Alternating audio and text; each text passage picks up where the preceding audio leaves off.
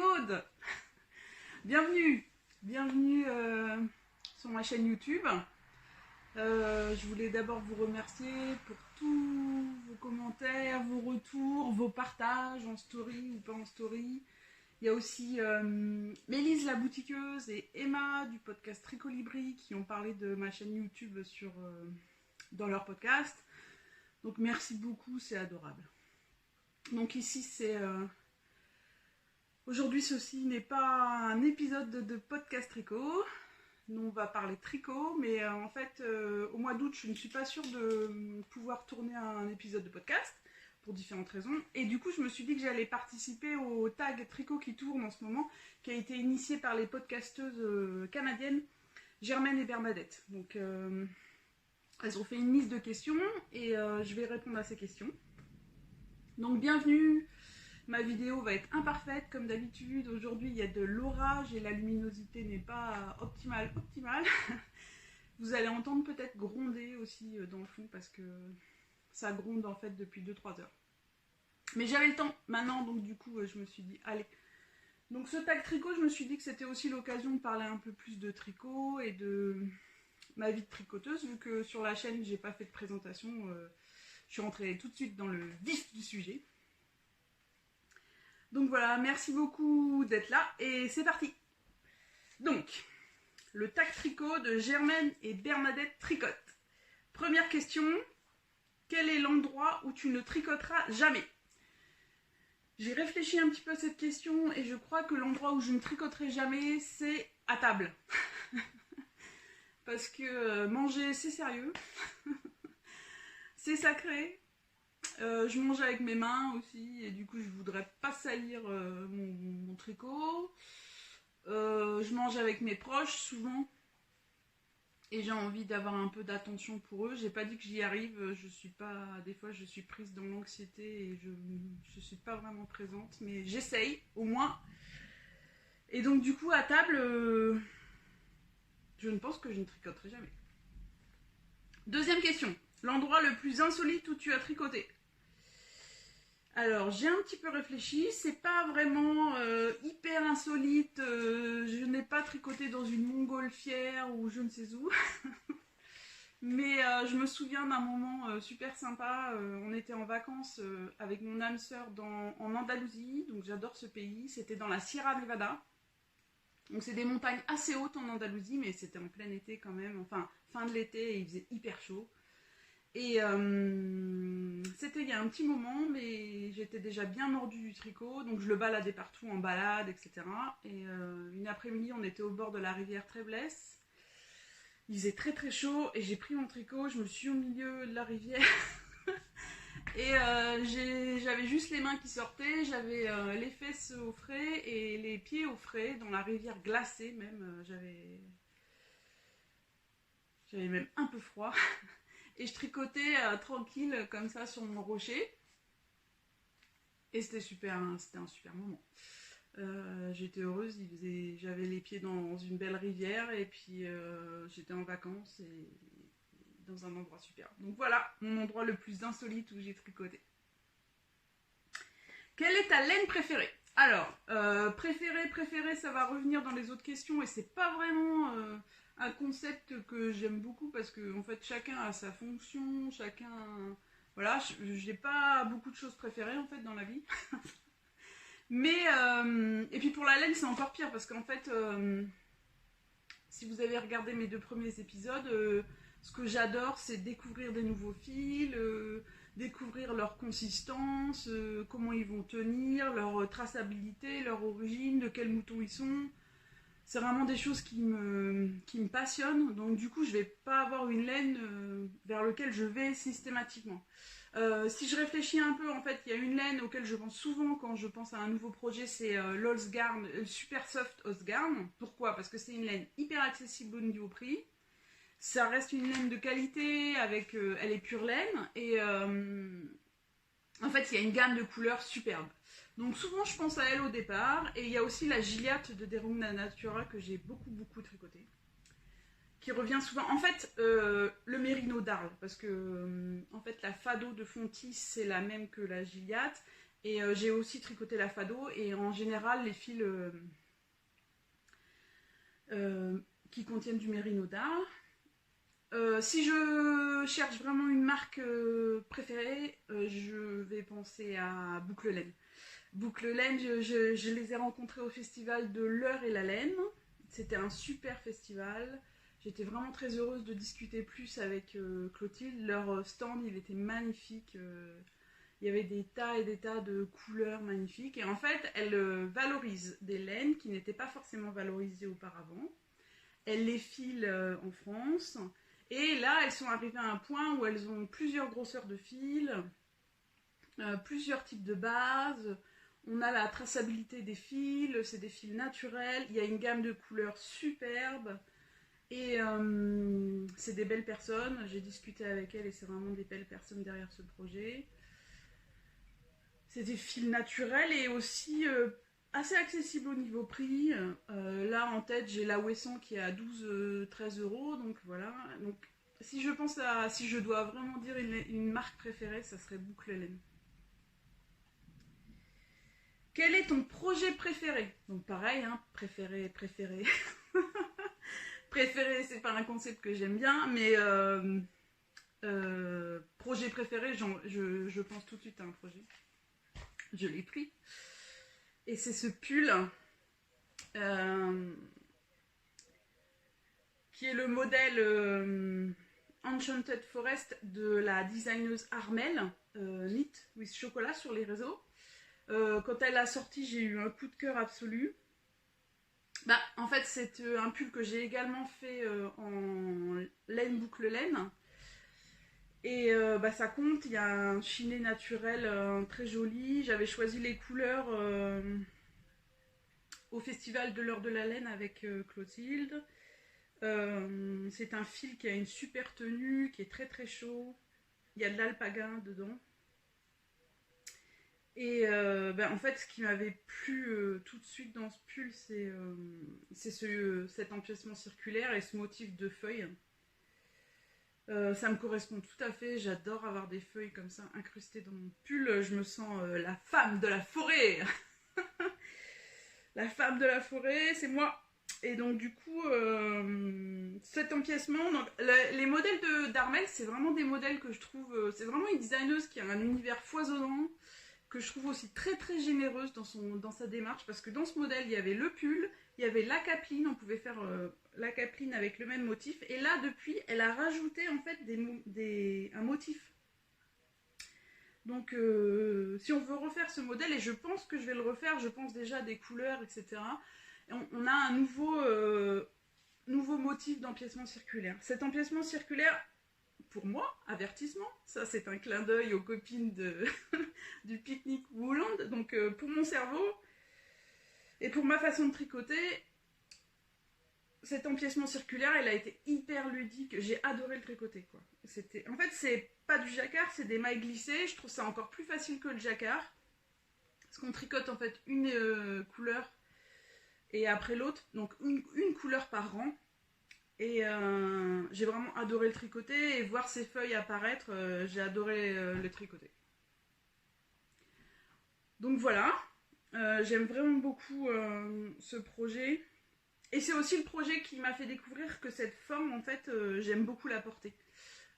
C'est un empiècement circulaire, je pensais avant que je n'aimais pas ça ou que ça ne correspondait pas à ma morphologie. Et en fait, j'adore porter cette forme. Et en fait, je me sens bien dedans. Je me sens confortable, prête à tout. Voilà, la femme de la forêt, prête à tout. C'est moi. Non, j'adore ce pull, vraiment, j'adore ce projet. Merci Armelle pour ce beau modèle. Quel est le projet, donc 5e question, quel est le projet que tu as le moins aimé? En fait, il faut savoir que si je n'aime pas un projet, je me force un petit peu, mais pas trop. Et au bout d'un moment, hop, je détricote. Hein. Donc il n'y a pas beaucoup de projets que j'aime pas du tout. Il y a un échec cuisant, horrible, terrible que j'ai en tête. C'était au tout début de ma vie de tricoteuse. C'était le modèle Klein, ou Clean. Klein, je pense qu'on dit c'est en anglais. C'est un modèle de Julie Hoover. Et c'est un modèle basique en jersey, mais j'adore la forme de ce pull. Vraiment, c'est un style qui me correspond. Je me voyais dedans, j'avais vraiment envie de le porter. Et en fait, c'est un pull qui se tricote par bout, par pièce, et après on le coud. J'étais au début de ma vie tricoteuse, je pense pas que j'aurais eu les capacités pour l'adapter en rond, et en plus je m'étais dit que le fait de le coudre, vu que c'était une laine assez épaisse, ça participait à ce tombé que j'aimais beaucoup dans le pull. Donc j'ai tout fait, j'ai tricoté le devant, le derrière, j'ai fait un tubular custom de la mort qui m'a pris des heures, j'ai fait les manches, tout. Et j'ai utilisé une laine qui est la laine Sirac de la filature de Valgomar, qui est une très belle laine dont j'aime beaucoup le rendu. Mais c'est un fil d'abord à brin unique et au rendu irrégulier en fait. Alors j'aime beaucoup ce rendu, sauf que pour les coutures, ça a été le drame absolu. Donc en fait j'ai essayé de coudre avec ce fil, mais entre le rendu irrégulier, etc., ça ne s'est pas bien passé pour mes coutures. Et en fait, en voulant enlever ma couture qui était mal faite, j'ai déchiré des mailles. Donc en fait, j'ai bousillé mon pull. Donc j'avais tricoté un pull entier, je l'ai complètement bousillé. Du coup, j'ai récupéré j'ai laissé ce projet dans un sac. J'étais très en colère et déçue, etc. Et puis finalement, j'ai trouvé mon courage à deux mains. Une fois, je l'ai détricoté complètement et j'en ai fait un nouveau pull. Donc voilà, donc je crois que c'est mon pire projet de tous les temps puisqu'il était complètement raté.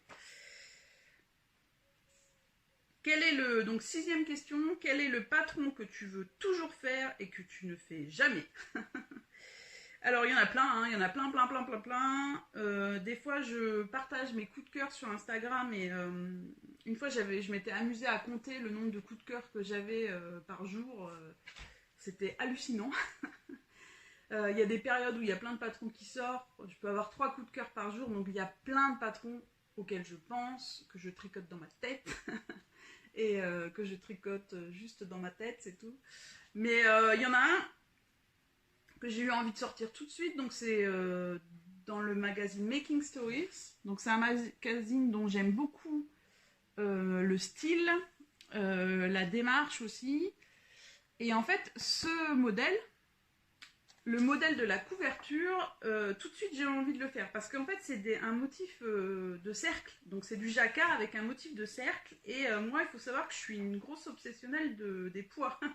En ce moment je commence à coudre et là j'ai acheté direct un tissu à pois. J'adore ça, les pois, je trouve ça joyeux, sympa, et c'est assez rare quand même d'avoir des jacquards avec des pois. Donc quand je l'ai vu, je me suis dit, je le fais. Et en fait, je le tricote dans ma tête depuis qu'il est sorti. Donc ça fait quand même un petit moment qu'il est sorti, ce magazine. Je trouve des combos de laine, etc. Des couleurs, j'arrête pas d'y penser. Mais je me suis jamais lancée. J'espère que ça va arriver bientôt parce que franchement, je le trouve très joli. Et puis c'est un empiècement circulaire aussi, comme celui-là. Je sais que j'adore porter cette forme-là maintenant. Donc j'ai vraiment envie de le faire. Et juste, je vais peut-être vous dire de qui c'est. Est-ce que je vais trouver Design Lino Limon? Je ne connais pas du tout. C'est un peu ça aussi que j'aime bien dans les magazines. Des fois, on découvre des designeuses dont on n'a pas forcément l'habitude. Et là, donc, Design Lino Limon, je ne connais pas du tout cette designeuse. Il est vraiment sympa. Voilà. Non, 7e question. Est-ce que tu achètes de la laine par coup de cœur ou projet? Les deux. En fait, la plupart du temps, quand j'essaye d'être raisonnable, mais je ne suis pas toujours raisonnable, j'achète par projet, donc j'ai un projet en tête et voilà. Mais j'achète aussi par coup de cœur parce que en fait, j'aime bien aussi le processus. Cette laine m'a plu, je n'ai pas pu y résister, et il va falloir que j'imagine en fait le projet qui lui va bien, avec la qualité que j'ai prise, et en fait c'est un autre processus, mais j'aime bien aussi. Donc En fait, c'est vraiment les deux, je m'interdis rien. C'est vraiment les deux. 8e question. Est-ce que la pandémie a eu un effet sur tes achats laineux? Alors, pendant la pandémie, ou plutôt le confinement, au début du confinement, j'étais vraiment très anxieuse pour la situation, je le suis toujours, mais pour la situation économique des personnes qui ne pouvaient pas travailler, qui perdaient leurs revenus. J'ai essayé de soutenir les personnes dont j'aime le travail à hauteur de mes moyens. Hein. Donc j'ai fait des achats, laineux ou pas. J'ai essayé de différer en fait les livraisons parce que c'était compliqué pour tout le monde et aussi pour la poste, donc j'ai fait attention à ça. Donc pendant le confinement, je n'ai pas reçu beaucoup de laine. Mais franchement, en ce moment, je ne sais pas si c'est le confinement ou la pandémie ou j'achète beaucoup de laine. En fait, la laine, c'est vraiment devenu mon achat réconfort. J'identifie, je vois le mécanisme, c'est-à-dire que si j'ai une journée bien pourrie, si j'ai un choc émotionnel dans ma sphère privée, je vais me dire, tu mérites de la laine. Donc je sais pas ce qui nous a conditionné à ça. Est-ce que c'est les bonbons quand on était enfant? Je ne sais pas. Mais en tout cas, je vois ça chez moi. En ce moment, j'achète beaucoup de laine. C'est mon achat réconfort.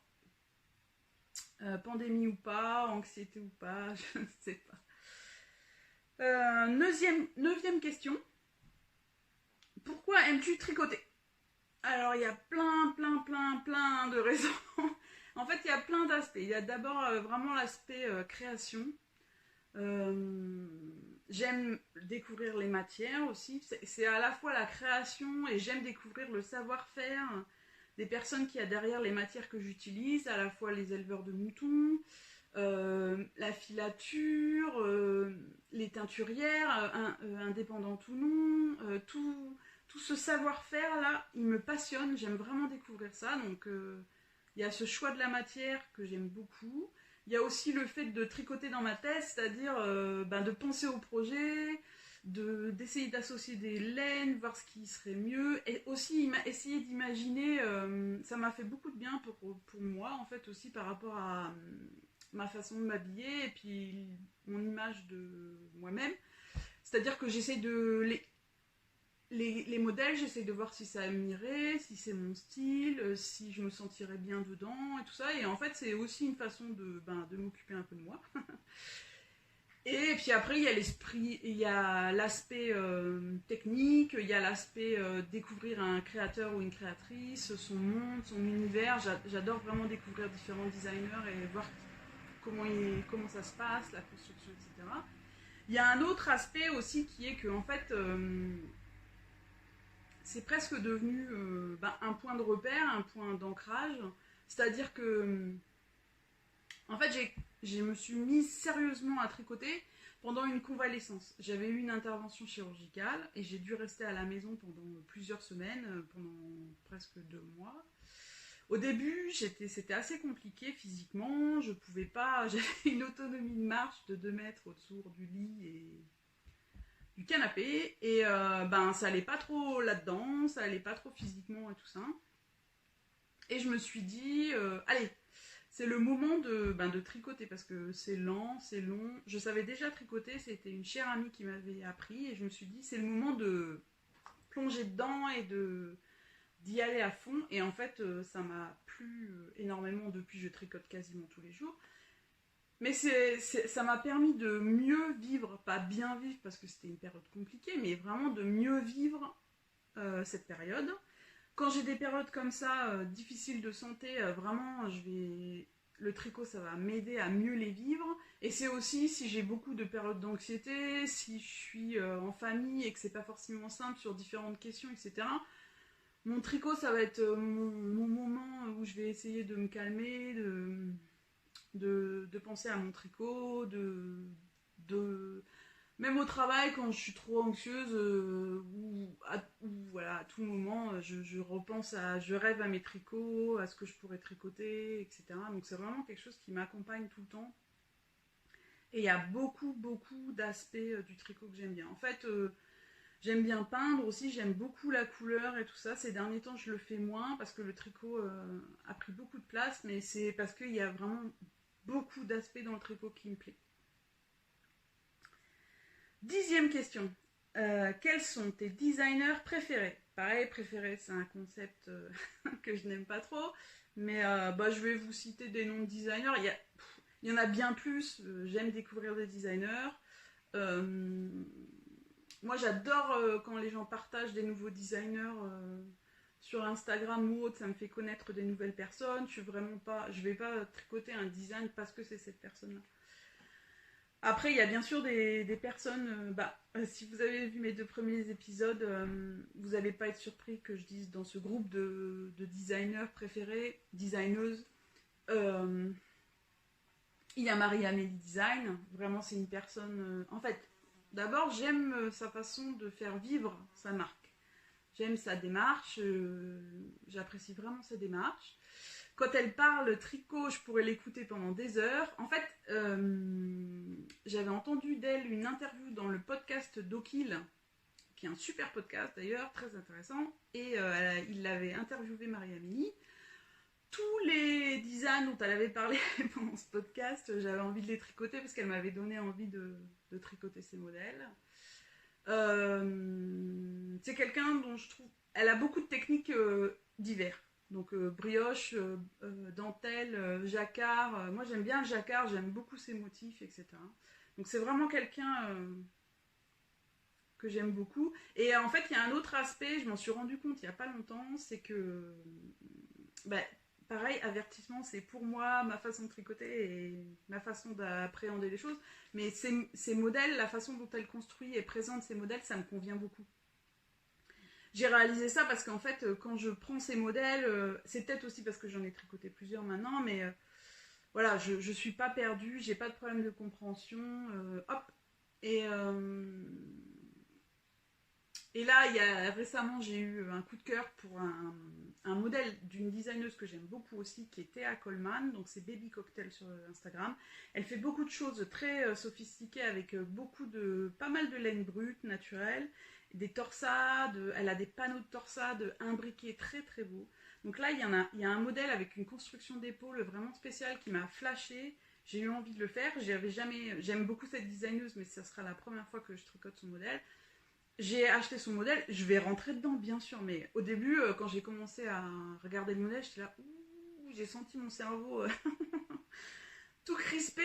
Et je vais rentrer dedans, je m'y suis pas encore mise, il n'y a pas de problème, je ne dis pas que ces modèles ne sont pas clairs, mais c'est juste que voilà, il y a les modèles de Marie-Amélie, pour moi c'est facile quoi. Et dans le même ordre d'idées, les modèles qui me conviennent très bien à mon appréhension des choses, c'est les modèles de Xiao V Design sur Instagram, je pense. Et elle a beaucoup de designs qui me plaisent. Et je sais que ces modèles, ils sont limpides pour moi. Donc j'aime beaucoup aussi. Je vous ai parlé tout à l'heure d'Armel, dont j'aime beaucoup la démarche Knit with Chocolat. Vera Valimaki, c'est pareil. J'aime beaucoup comment elle fait exister sa marque. J'aime beaucoup ses couleurs. J'aime pratiquement tous ses designs. J'aime vraiment beaucoup cette designeuse. La designeuse Suzanne Sommer, donc Sosunit, je pense qu'on dit, sur les réseaux.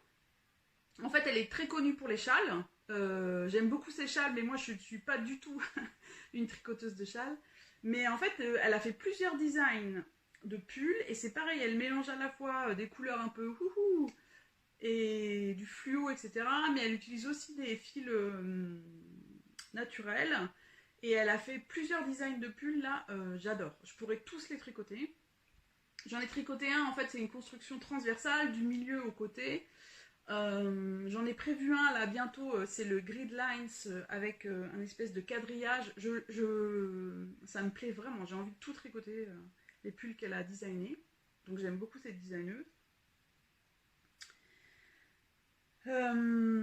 Est-ce qu'il y en a d'autres? Ah oui, il y a Amy Christopher, donc c'est Savory Knitting sur Instagram. J'avais fait le Félix Sweater d'elle, et en général c'est pareil, c'est quelqu'un qui utilise des laines brutes, naturelles. J'aime beaucoup de ses designs. Je pourrais tricoter la plupart de ses designs, je pense. Le pull, la designeuse dont je tricote le pull en ce moment, donc Tiff Nelan, Tiff and Knit. Donc là, le style point sweater, il m'avait beaucoup plu. Elle a des formes que j'aime bien, souvent avec des petits cols cheminés. Et en fait, elle double souvent ses fils et en fait, elle utilise ça pour donner une texture spéciale au tissu qu'elle tricote. Et j'aime beaucoup ses couleurs, ses matières. J'aime beaucoup cette designeuse. Et je crois qu'on est arrivé au bout. Ah oui, je voulais vous parler d'une designeuse aussi dont je n'ai jamais tricoté de design. Je l'avais connue grâce à la personne qui est derrière la marque Une Louve dans les Bois, la marque de teinturière indépendante. Elle avait fait ce partage sur Instagram et merci pour ce partage parce que c'était un super design qui est une veste en fait d'extérieur que j'ai prévu de faire avec des grandes poches sur le côté, avec du jacquard. Donc techniquement, j'ai prévu de le faire, ça va être génial. Et donc c'est Knit G. Bill, je sais pas trop comment ça se prononce, c'est une Canadienne anglophone, Jennifer Bill. Et en fait, elle mélange, c'est très sophistiqué, elle mélange plein de techniques. Des fois, il y a du jacquard, de la dentelle et des torsades sur le même design, mais c'est beau. Enfin, je veux dire, il y a beaucoup, mais il y a un équilibre et c'est beau. C'est vraiment beau. Donc j'ai vraiment envie de faire cette veste, c'est un peu un défi technique et j'ai vraiment envie de découvrir son univers de design. Voilà, je crois que j'ai tout dit. Donc il y en a beaucoup plus, hein. Bien sûr il y en a beaucoup plus, donc il y en a plein que j'ai pas cités et dont j'adore le travail, j'ai cité ceux qui m'arrivent en tête en premier. 11e question, quel podcast regardes-tu? Alors, c'est pareil, il y en a plein. En fait, si j'ai commencé un podcast, c'est parce que j'adore en regarder. Ça m'accompagne pendant que je tricote et ça me permet d'apprendre plein de choses aussi. Donc c'est pareil, je vais en citer quelques-uns qui me viennent en tête. Il y en a beaucoup plus que je regarde et que j'adore. Je vais citer pour commencer 2 anglophones, et ces 2 anglophones, mais pour moi c'est vraiment de l'anglais assez lent et compréhensible. C'est de l'anglais, c'est des Canadiennes, donc voilà. Pour moi c'est un anglais un peu plus compréhensif si vous voulez vous lancer dans un podcast anglais. Donc le premier c'est Nicole de The Gentle Knitter, et le deuxième c'est Knitlib, Suzanne. C'est marrant parce qu'en fait ces 2 podcasteuses, elles ont vraiment des styles complètement différents et en fait ça me correspond très bien, c'est mes contradictions, c'est-à-dire que moi je peux aimer un fil non teinté, très rustique, je vais adorer le tricoter, et je peux aimer aussi une laine complètement flash, jaune fluo, etc. Donc Suzanne de Knitlib, c'est pour librairie, elle travaille aussi dans une bibliothèque public et j'adore ces endroits, donc elle en parle beaucoup. J'aime bien quand elle parle de son métier. Elle touche à plein de choses, elle coud aussi, elle fait des super vêtements, elle est vraiment extravagante. Une couleur neutre chez elle, c'est jaune fluo. Elle a vraiment un univers extravagant, moi j'adore ça. Elle me réveille, elle est marrante. J'adore ces couleurs qui flashent dans tous les sens, etc. Et donc The Gentle Knitter, c'est vraiment... Donc c'est Nicole, donc son podcast est en anglais, mais elle est francophone, donc si vous lui posez des questions en français, elle peut répondre. Et c'est un podcast qui a vraiment une place particulière. C'est un des premiers podcasts que j'ai regardé, et en fait, elle fait très attention aux fils qu'elle utilise, à leur traçabilité, etc., leurs différents toucher propriété. Et en fait c'est vraiment ce podcast qui a commencé à m'éveiller à tout ça. J'ai commencé à me poser des questions sur le fil que j'utilisais, les différents boutons, etc. Donc c'est vraiment ce podcast qui m'a ouvert à tout ça, qui m'a éveillé à cette partie-là du tricot. Donc c'est vraiment un podcast qui a une place importante pour moi. C'est quelqu'un de très très doux. Donc là, la couleur neutre pour Nicole, c'est gris. Elle a vraiment des couleurs assez neutres, elle fait beaucoup de points mousse, des choses très relaxantes, etc. Mais elle a avec des très beaux designs. Elle a un univers bien particulier. Je crois qu'elle travaille dans un musée d'histoire naturelle. Et elle aime beaucoup, vous savez, les images d'histoire naturelle, etc. J'aime beaucoup la suivre, c'est vraiment quelqu'un de très intéressant et très doux. Donc après, dans les francophones, le premier qui vient en tête, c'est Léa de La Puce à l'Aiguille, du podcast La Puce à l'Aiguille. C'est vraiment, quand le podcast de Léa sort sur ma chaîne YouTube, je cours presque le regarder. C'est vraiment, j'adore ce podcast. Léa, elle est pétillante, elle a beaucoup de talent, elle utilise plein de fils différents. C'est pareil, des fils de pays, des fils teints à la main ou pas, des fils aussi de différents types, mérino, etc. Mais aussi des mélanges acryliques, ça dépend des projets. Et elle a beaucoup de talent. Elle coud aussi, elle a des super couleurs. Quand elle coud, elle a des super projets couture. Je débute la couture et j'aime bien écouter cette partie-là aussi. C'est quelqu'un qui pétille vraiment. Elle a un style un peu rétro, vintage. Et elle a toujours un petit truc qui pétille. Donc là, elle avait fait une veste il n'y a pas longtemps. Je me souviens plus du nom du design, mais c'était marron beige. Et elle avait mis des petits boutons cerises pour twister un peu la chose. Donc c'est vraiment quelqu'un que je trouve talentueux. Elle a aussi une boutique en ligne de vente. Elle teint de la laine. J'ai hâte de découvrir son travail. J'ai pas encore découvert son travail. Et c'est vraiment quelqu'un que j'aime écouter et que je trouve très talentueux. Dans les podcasts francophones, en fait, il y a aussi Mélise, la boutiqueuse. Tout ce que j'ai dit sur Léa, je pourrais le dire sur Mélise. Elle a aussi des projets super diversifiés. Moi, je sais que si le podcast de Mélise est en ligne, même si j'ai passé une journée bien pourrie au travail, elle va réussir à me faire rigoler. Elle est drôle. Pareil, elle fait plein de choses. Très divers. Et j'adore la regarder. Du côté québécois, il y a un nouveau podcast, c'est Sonia de la chaîne Tricot Nomade. Elle a aussi une petite entreprise de tricot et elle vient de commencer. Moi j'ai vu uniquement ça, mais peut-être qu'il y a plus des designs. Elle a sorti un design de chaussettes là. C'est quelqu'un dont j'aime beaucoup l'univers et le style. Je regarde des podcasts des fois, le style des personnes me correspond ou pas. Il y a des styles qui me correspondent pas forcément, mais j'aime bien regarder parce qu'elles partagent leur univers, leur technique, leur démarche, etc. Sonia, vraiment, quand je la vois, je pourrais m'habiller, je pourrais faire tous les tricots qu'elle fait. J'aime bien comment elle s'habille. Et elle a vraiment un univers particulier que je trouve très sympa. Donc c'est Tricot Nomade, sa chaîne, et sur Instagram c'est Tricot Nomade aussi. Donc du côté québécois, il y a les deux copines là, G&G Podcast. Je pense qu'elles s'appellent tous les deux Julie. Elles, j'aime bien parce qu'elles ont vraiment deux univers un peu différents quand même. Et elles sont un peu déjantées et originales. Et j'aime bien les regarder, j'aime vraiment bien les regarder. En francophone aussi, donc en Suisse, il y a Lise, que j'ai découvert récemment grâce à un partage de Aline Nit. Et merci du partage, parce que Lise, donc sa chaîne c'est Yuki and Collies. Yuki ou Yoki, je sais pas comment on dit.